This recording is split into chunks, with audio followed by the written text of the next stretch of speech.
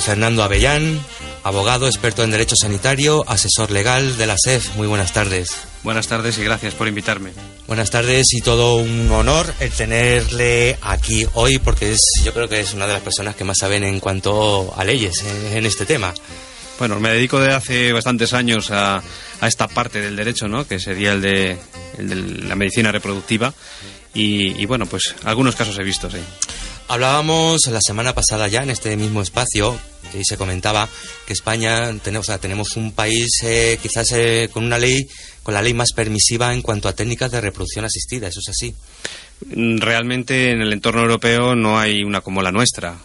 Hay sitios donde también hay gran permisividad, pero quizá por ausencia de norma. Aquí lo que pasa es que tenemos una que permite un amplio espectro de técnicas y de posibilidades. Y muchas veces el problema de las leyes es el cómo se interpretan. Tenemos una gran cantidad de dudas que vamos a intentar resolver. Aprovechando también que nos acompañaba Eva hoy con nosotros, queríamos tratar el tema primero de los donantes. ¿Qué obligaciones tienen los donantes? ¿Cómo está regulado la donación de gametos en este país? Bueno, pues está regulada con bastante detalle, la verdad, porque la norma que tenemos vigente, que es una norma de 2006, se establece con claridad que hay unos principios generales a respetar, como es el que sea con carácter altruista siempre la donación, el que haya anonimato, que no pueda haber, por supuesto, ánimo de lucro, confidencialidad de la información, en fin, una serie de coordenadas que están bien claras en la ley y que, bueno, pues establecen un marco, en principio, equilibrado para que las personas que quieran donar pues puedan hacerlo y tengan también preservada su intimidad. Eva nos comentaba también antes que una vez que tuvo su primer hijo, decidió recurrir al mismo donante masculino para tener un segundo hijo.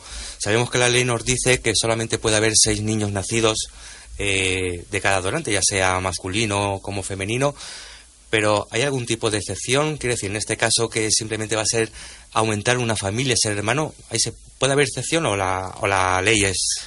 Bueno, lo que establece es, curiosamente, que sean 6 hijos nacidos en España. Lógicamente, lo que se pretende es evitar que haya casos de consanguinidad. A la hora de la verdad, este límite, que está bien claro en la ley, tiene alguna dificultad para cumplirse, porque no se ha activado todavía un registro de donantes en España, ¿no?, que es la pieza clave para que eso se pueda controlar de una manera más precisa. Sí que es cierto que cuando ya se ha cumplido ese número y se detecta, pues lo correcto es que no se lleven a cabo más donaciones con los mismos gametos. Claro, mencionabas también el tema del Registro Nacional de Donantes, que es una pelea, yo creo que llevamos detrás de ello durante muchos años, porque puede ocurrir, ¿no?, que un donante done en una clínica, al año done en otra, al año done en una tercera, sin que haya ningún tipo de control, con lo cual ese número de 6 no...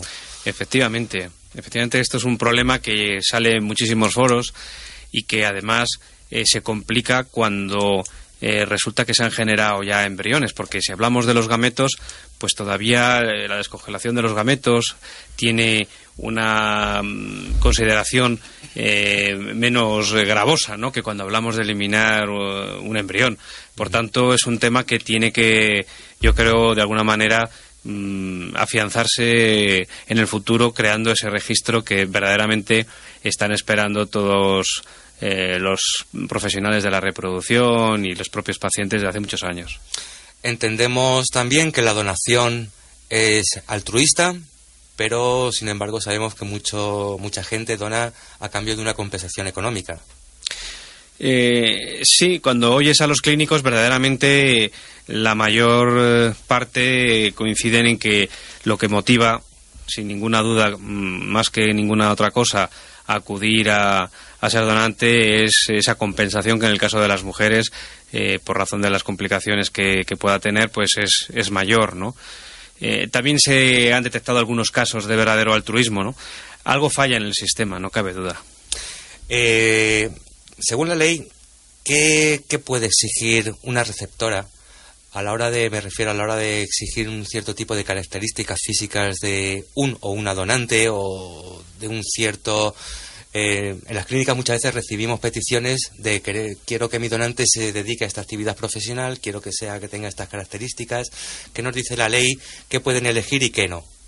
Bueno, aquí en España la norma nuestra en este sentido es muy clara, en el sentido de que no se puede elegir. La elección del donante corresponde siempre al equipo médico. Bien, es cierto que debe de cumplirse una serie de criterios, ¿no? Los profesionales deben de buscar que el donante tenga la máxima similitud fenotípica, inmunológica con la receptora, pero en ningún caso permitirla que pueda designar unas características o alguna cualidad concreta, ¿no?, del donante. Eso no está permitido en España y es una de las cuestiones que muchos pacientes echan en falta porque ven que en otros lugares que también son del entorno occidental nuestro, pues sí que está permitido. Otro tema que preocupa también, sobre todo, yo creo que a los centros de reproducción, que se ha intentado ya con algunos cambios de leyes, con esta ley que nos comentabas del 2006, es qué hacemos con esos embriones que quedan, entre comillas, abandonados después de un ciclo exitoso, donde han quedado embriones criopreservados de sobra, y la pareja en cuestión, por el motivo que sea, decide no seguir con ellos, no transferírselo. ¿Qué alternativas nos da la ley? Bueno, pues la primera de ellas, que yo creo que es la más razonable en estos casos, es que se puedan utilizar para la reproducción de otras mujeres o de otras parejas que los necesiten, ¿no? Aquí hemos visto el caso que se nos ha contado de adopción de embriones y esa es una buena salida, porque en definitiva pues procura que tenga algún sentido la generación de los embriones que se hizo en su momento, ¿no? Cuando eso no es posible, la ley contempla que se puedan destinar para la investigación. Sin embargo, hoy día lo cierto es que tampoco hay muchos proyectos a los que puedan destinarse y esto es también otro motivo de conflicto muchas veces con los pacientes, ¿no? Que está esa previsión en la norma, pero no se les puede concretar ninguna investigación. Y la última opción es la de la descongelación sin otro fin, que en este caso en España está limitada porque se condiciona a que la receptora haya pues ya perdido las condiciones clínicas para poder ser madre, ¿no? Y claro, hay muchos casos de parejas que se han roto y que no quieren esperar más tiempo, que ya tienen claro que no van a tener más hijos en común y tampoco están dispuestos a donarlos. Y aquí hay pues una tensión frecuente en los centros porque mientras no cambie la norma, la verdad es que no se deben de descongelar. Porque la decisión realmente, ¿quién la toma del destino de esos embriones?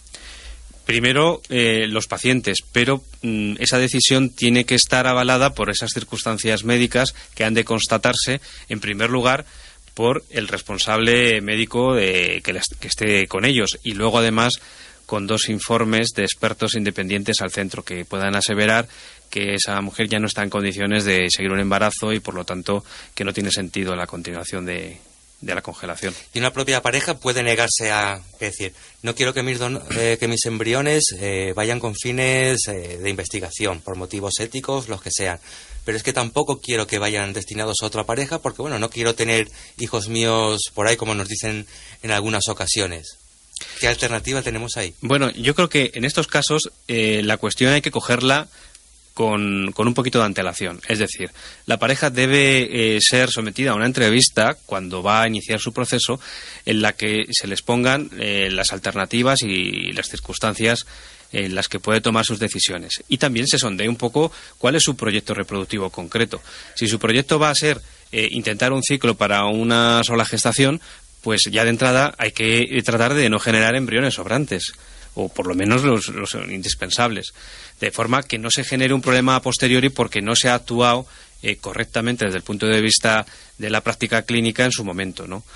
En consecuencia, como digo, hay que actuar con prevención de esas situaciones más que buscar soluciones cuando ya el problema está, que también hay que buscarlas, por supuesto, pero que no es la forma de afrontar el problema.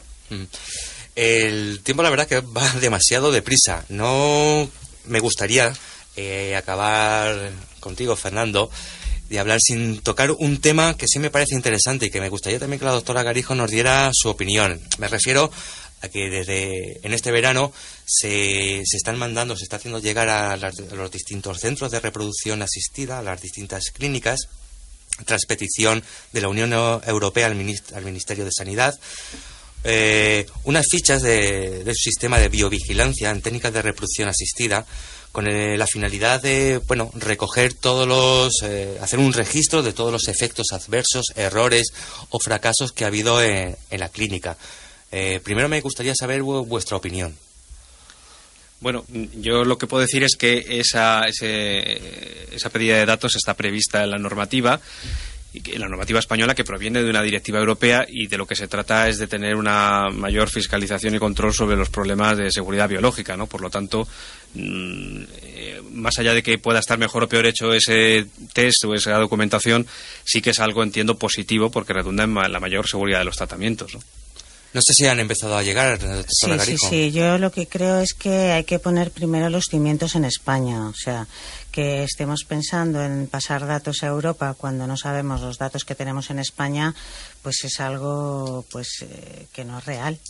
Entonces, primero tendremos que organizarnos, tendremos que llegar a esos ficheros legislados y adecuadamente vigilados, y posteriormente podremos lanzar nuestros datos a Europa. Entre tanto, pues tendremos que campear el temporal como podamos.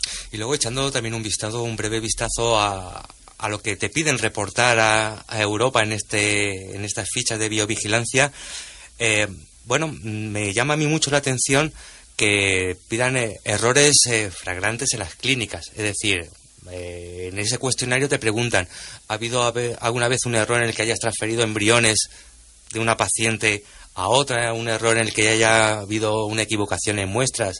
Que en principio está muy bien, pero no sé yo hasta qué punto. Yo personalmente creo que eso no ocurre, pero si eso llegara a ocurrir, ¿habría alguien que lo reconociera? Yo creo que directamente, no sé, si eres una persona muy profesional, probablemente sí que lo pudieras comunicar, no públicamente ni a los medios, pero sí a alguna comisión para evitar que eso vuelva a suceder. O sea, si en una clínica eso pasa, y pasa con frecuencia, es bastante alarmante. Yo creo que no pasa y que no debe de pasar si tienes los controles adecuados para titular las muestras y las procedencias de los gametos y de los sémenes que te están llegando. Claro, me refiero también, no sé si legalmente se puede hacer algo, igual que hablábamos la semana pasada cuando comentábamos el registro SEF, la obligatoriedad o no de reportar esos datos. Si en este tema también habría posibilidad de que pues haya alguien que controle precisamente alguna asesoría externa, algún control externo ajeno a las clínicas para controlar estos casos. Bueno, yo creo que las clínicas que hacen las cosas bien pasan... Que son prácticamente todas. Bueno, que son prácticamente todas, sí, y decimos prácticamente todas, ¿no? Pero en el prácticamente, pues tiene que haber asesorías externas, pasar determinados grados como el ISO y determinados grados de calidad que nos hacen diferenciarnos unos de otros por evitar el prácticamente y ser todas, absolutamente, que es lo que debería de ser. Es donde intentamos llegar. Es donde intentamos llegar.